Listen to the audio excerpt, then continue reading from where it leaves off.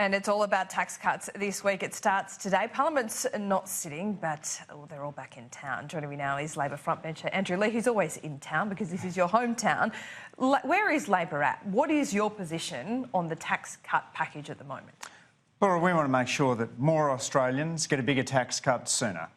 The economy needs that additional stimulus, and Australians need some support after years in which wages have been flatlining. Labor is encouraging the government to bring forward the stage 2 tax cuts, and we want to get those stage 1 tax cuts done as quickly as possible. So is that the final position though, or do we need to see this ratified through caucus? Caucus will approve the shadow ministerial decision, but our priority is making sure money flows into people's wallets. We need to make sure we support that demand because we've got a really fragile economy right now. You've got a problem though, because you're not in government and the government won't split this package that was central to their re-election promises. So how do you get around that? We're going to continue to make these strong economic arguments, Laura. We've seen a report out today from the Conversation. They've polled 20 leading economists. None of them say that the economy will hit the government's household spending target of 2.75%. They all think the economy is weaker than the government forecast. And don't forget that those forecasts are what underlies this expensive tax cut, which sees about a third of the benefits go to those earning over $180,000, who make up just 3% of taxpayers. But it's all or nothing, really, according to the government. So what is Labor going to do? Are you simply spectators here? Are you going to let the crossbench deal you out of relevance? We're going to make these strong arguments on behalf of the Australian economy.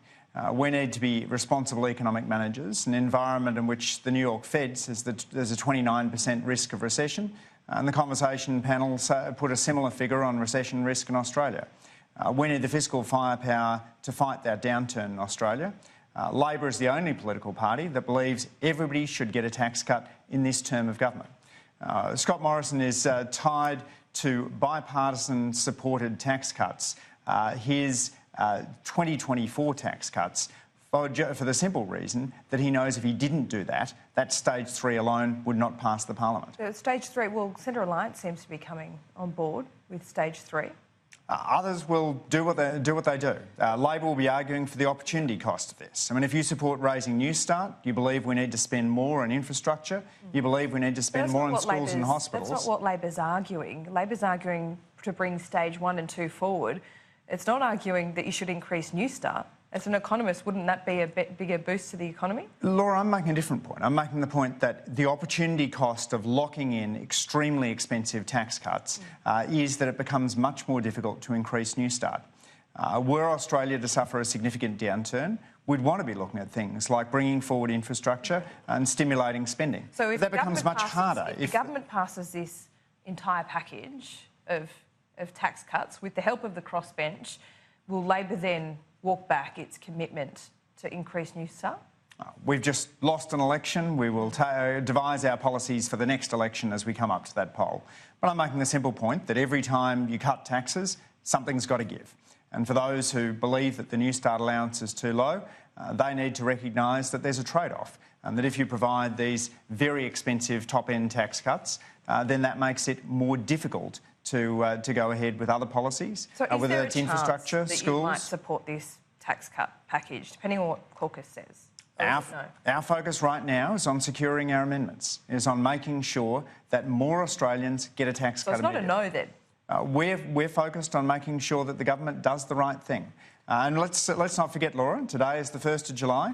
This is the day in which Scott Morrison... It's not a no, Dr Leigh, is it? You could support this tax cut package. This is the moment where Scott Morrison said that Australians would be getting their stage 1 tax cuts. We supported that on a bipartisan basis back in April. Scott Morrison waved us away, said we didn't need legislation then. It's proved wrong.